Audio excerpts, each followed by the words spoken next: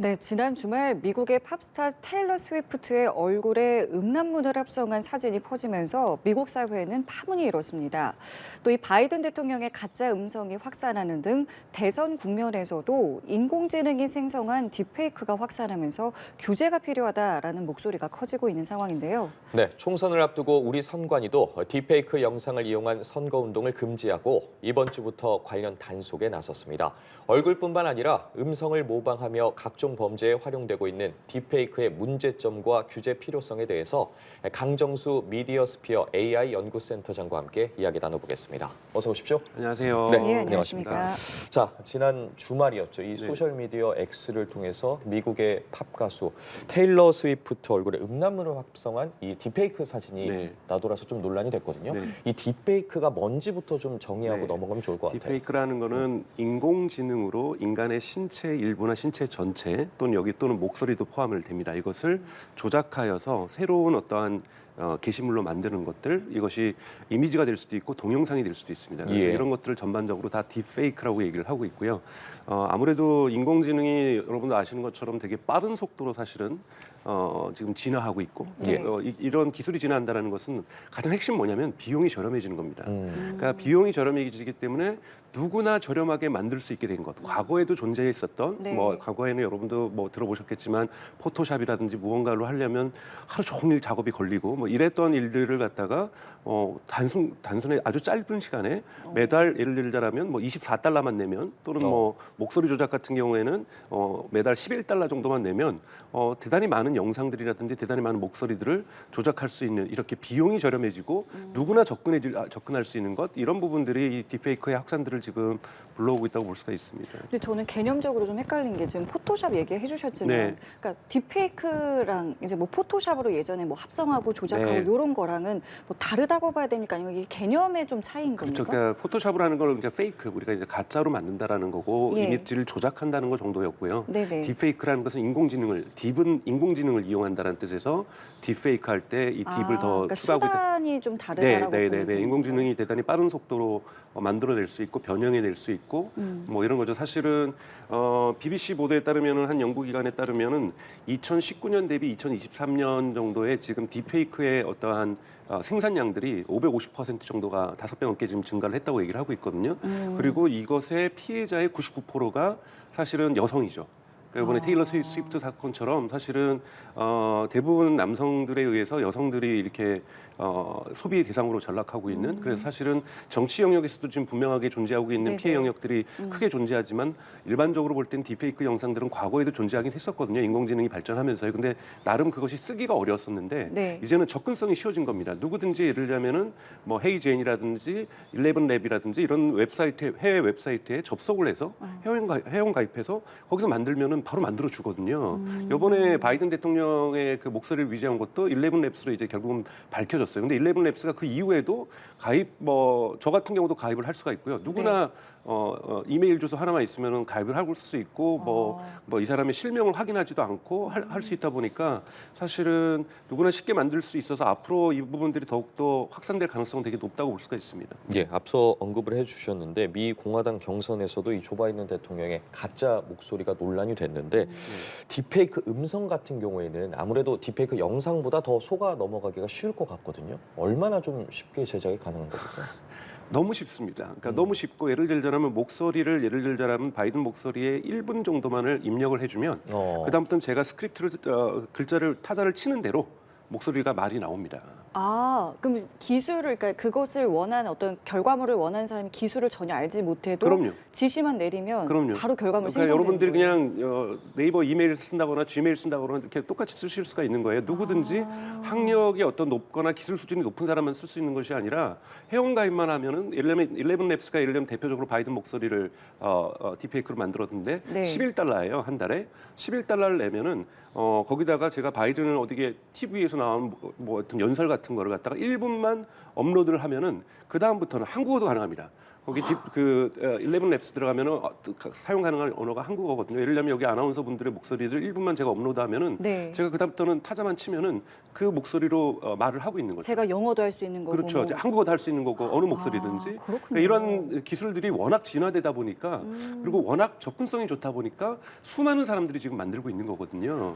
네. 그렇기 때문에 이제 규제를 좀 해야 되지 않겠느냐 이런 목소리가 나오고 있는 건데 지금 실상은 좀 어떤가요? 네, 그러니까 사실은 작년 같은 경우 지금 유튜브 같은 경우도 문제가 되는데 예를 들자면 뭐 드레이크라든지 위켄드라는 사람의 어떠한 가수들의 힙합 가수들의 목소리를 또 음악을 작사 작곡하는 AI도 있습니다. 음악을 작사 작곡을 해서 그 사람들의 목소리를 입혀가지고 작년 5월에 이제 유튜브를 올린 거예요. 이게 발칵 뒤집혔죠. 왜냐면 이건 저작권을 위반한 거니까요. 이건 뭐 사회적 피해는 아니죠.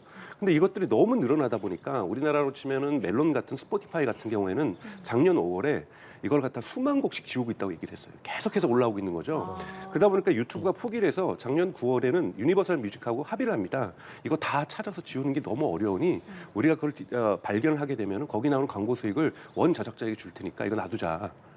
그러니까 원 이런 식으로 제작자라면 원 네. 목소리의 주인공에게. 네, 원 목소리 주인공에게 찾아주겠다. 근데 사실은 이거는 되게 얄팍한 장사 수단이 있는 거예요. 왜냐하면 100% 주는 게 아니거든요. 30%는 구글이 갖는 거거든요. 네. 그러니까 이러다 보니까 사실은 그러니까 작년 같은 경우에는 음악에서의 가수 목소리를 딥페이크해서 이건 그냥 사람들이 뭐 재미있다라고 정도만 한 것이지 이것이 사회에게 큰 악영향을 미칠 거라고 생각하지는 않았던 거죠. 그런데 저 본격적으로는 작년에 있었던 아르헨티나 선거라든지 올해 1월에 있었던 방글라데시 선거에서 본격적으로 이 딥페이크가 정치인들의 목소리 또는 앵커가 뉴스를 전하는 거예요. 그러니까 일종의 페이크 뉴스를 가짜 뉴스를 앵커가 갑자기 전달한다든지 이런 식의 문제가 발생하면서 커졌던 거고 그리고 이제 바이든 대통령 사건이 나온 거고 그리고 이러한 딥페이크는 사실은 계속 있어 왔는데 테일러 스위프트라고 하는 미국에서 지금 가장 인기 있는 사실은 연예인이다 보니까 예. 가수다 보니까 훨씬 더 사회적 영향이 크다고 볼 수 있지. 딥페이크는 계속해서 특히 포르노 딥페이크 같은 이런 이런 안 좋은 딥페이크는 계속해서 존재하고 있었고 텔레그램이라든지 X 이런 걸 통해서 유통되고 있었습니다. 예, 이렇게 AI 기술이 고도화돼서 딥페이크 기술이 나왔지 않습니까? 그렇다면 이 딥페이크를 탐지하고 좀 걸러내는 건 역시 AI 기술로 가능한 겁니까? 우선은 이제 미국 법은 예를 들면 워터마크라고 해서 이거는 AI로 생산됐다라고 해서 표시를 하게 되면 기술이 빨리 이것을 발견할 수가 있습니다. 예를 들면 플랫폼에서 네네. 유튜브라든지 X라든지 페이스북이나 인스타그램에서 빨리 발견을 할 수가 있는데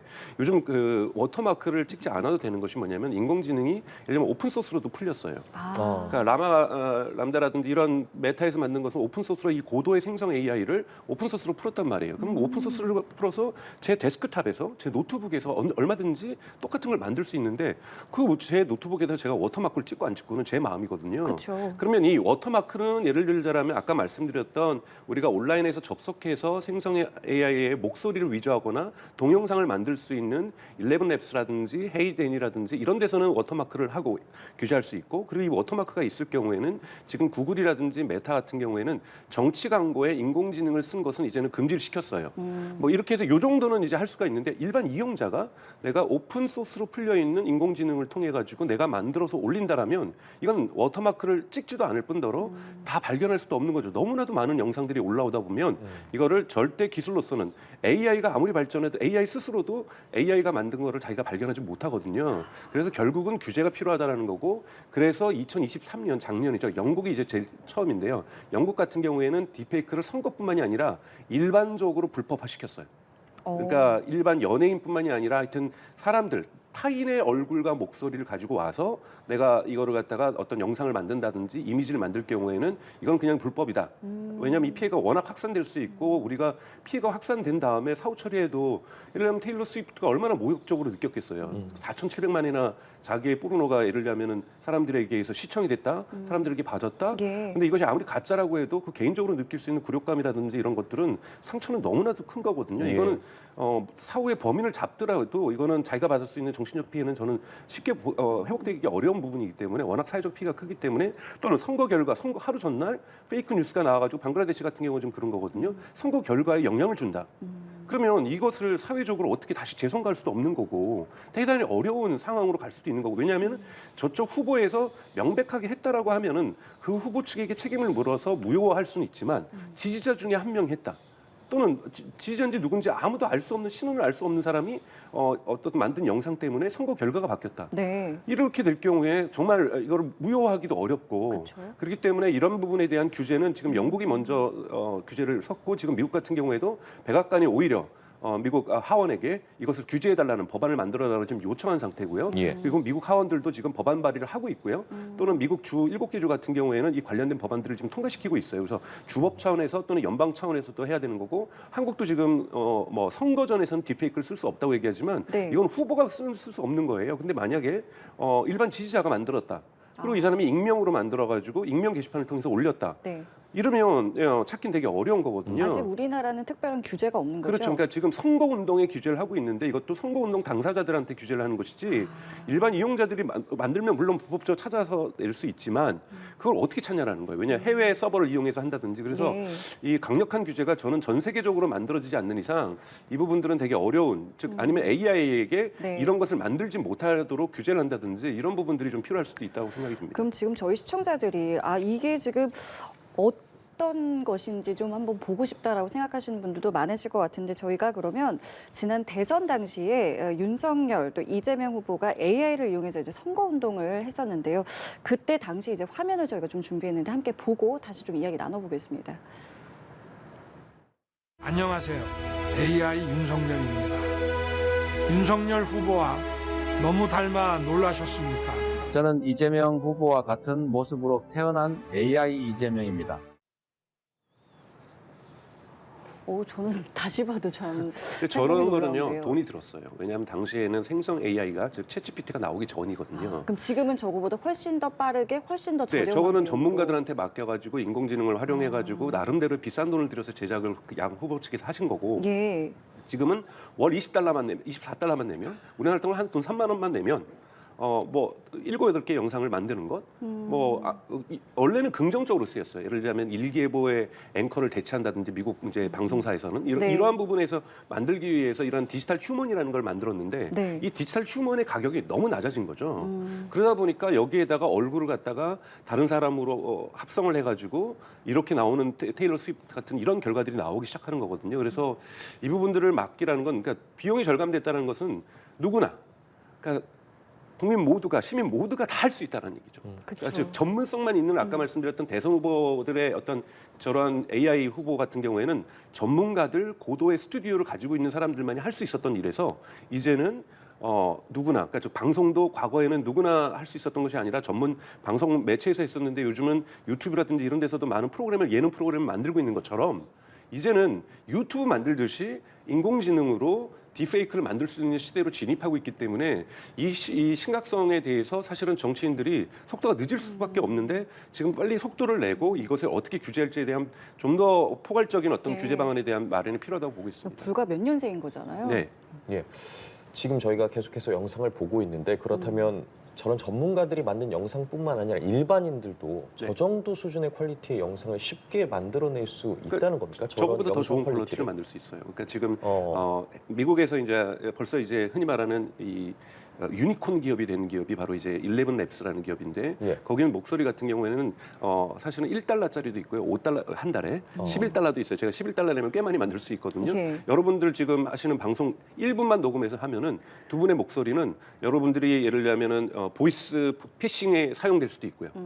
예를 들면 어디든지 사용될 수 있고 여러분들의 목소리를 가지고 제가 해가지고 하나의 방송 하나 찍어도 되거든요. 저는 텍스트만 있으면 돼요. 제 텍스트를 가지고 있으면 여러분들이 읽어주실 거고 이런 보이스 만드는 것들이 이제는 온라인에서 3분, 5분이면 만들어져요. 네. 그러니까 이런 시대로 진입했기 때문에 그러니까 즉 모두가 인공지능을 향해서 우리가 과거에 유저 제네레이티드 컨텐츠를 만들었지 않습니까? 이러면서 이제 유튜브라는 것이 활성됐던 것처럼 네. 이제는 유저 제네레이티드 AI, 그러니까 AI와 관련된 컨텐츠들을 그러니까 이용자들이 누구나 쉽게 만들 수 있는 시대로 지금 진입하고 있다고 볼 수가 있습니다. 그래서 사실 사회적 심각성은 왜냐하면 저희가 인터넷이라는 걸 하지만 여러분들 인터넷 전 세계 트래픽의 50%가 포르노에 있어요. 그럴까요? 그렇게 음성화돼. 그러니까 사람들이 사실은 이 소비량이 어마어마하게 큽니다. 그만큼 이 부분들이 많기 때문에 예. 당연하게 지금 GPT에서도 오픈 AI에 있는 챗GPT에서 GPT-S라고 누구든지 자기 데이터만을 가지고서 GPT-S라는 것을 만들 수 있게 개인화된 GPT를 만들게 해줬거든요. 제일 많이 올라왔던 게 뭐냐면 걸프렌즈예요. 그러니까 자기 여자친구를 대신해 주는데 여자친구랑 나눴던 일종의 카카오톡 이 부분 다 복사해가지고 올려주면 그 여자친구가 되는 거예요. 그걸 가지고 또 사람들에게 스토어에 지금 올린 거예요. 스토어에 올려서 내 여자친구 사와라. 이런 부분에 대해서 지금 아직 오픈AI가 규제를 안 하고 있는데요. 제일 먼저 이런 식으로 사람들이 수단으로 오는 것은 대부분 우리가 범죄도 마찬가지인 것처럼 이런 성범죄가 많아지는 것처럼 이런 성적인 어떠한 부분에서의 산업 부분들이 커지는 것. 이 부분을 사실은 정치인들이나 이런 부분들이 아직 간과하고 있고 여기는 명확하게 선을 그어줘야 되거든요. 예. 그래서 이런 작업들이 좀 앞으로도 필요하다고 볼 수 있습니다. 또한 아까도 뭐 잠깐 언급을 해주셨습니다만 이제 실제로 이제 이러한 어떤 AI로 인한 딥페이크가 선거에도 이제 실제로 영향을 준 사례들도 점점 생겨나고 있는 상황인 거잖아요. 그렇죠. 근데 예를 들자면 작년에 이제 바이든 대통령이 대선 출마를 이제 선언할 때 네네. 당시 이제 윤 대통령이 미국을 방미했을 당시인데요. 그때 바로 공화당에서 바이든 대통령이 당선되면은 나라가 망할 거라는 영상을 만들었는데 그게 다 인공지능으로 만들었어요. 예. 근데 공화당 같은 경우에는 인공지능 회사를 2개를 샀습니다. 여기에 뒤집세라 민주당도 인공지능 회사를 하나 샀거든요. 사버렸군요. 네, 이렇게 살 정도로 미국 같은 경우는 그래서 그러니까 사람들이 예측을 하기를 대선 끝나야 규제를 할 것 같다. 워낙 공화당과 민주당 스스로가 인공지능을 활용해서 적극적으로 근데 여기는 나쁜 의미가 없었어요. 딥페이크를 만든다는 생각은 안 가지고 있고 인공지능을 활용해서 선거 캠페인물이라든지 선거 홍보물들을 저렴하고 싸게 만들겠다라는 거거든요. 빠르게 만들겠다는 뜻에서 만든 거였는데 지금 선거전들이 지금 올해가 보통 슈퍼 선거해라고 얘기를 하지 않습니까? 인도도 있고 인도네시아도 있고 이미 대만도 있었고 방글라데시도 있었고 그리고 미국이 있고 또 한국이 있고 정말 전 세계적으로 어떤 선거가 많이 이루어질 텐데 여기를 저는 올해를 관통하게 되면은 이 AI가 주는 긍정적인 요소도 있습니다. 쉽게 선거 홍보물을 만들 수 있다는 건 선거운동 비용을 낮출 수 있다는 거거든요. 그렇기 때문에 어떠한 선거운동 국면에서 후보로 나서는 사람들에게 있어서의 어떤 참여의 어떤 문턱을 낮춘다는 긍정적인 요소도 있지만 이렇게 악용되는 사례도 폭발적으로 증가할 거기 때문에 올해가 지나면은 규제의 방향성들이 좀 나올 거라고 보고 있습니다. 네. 예,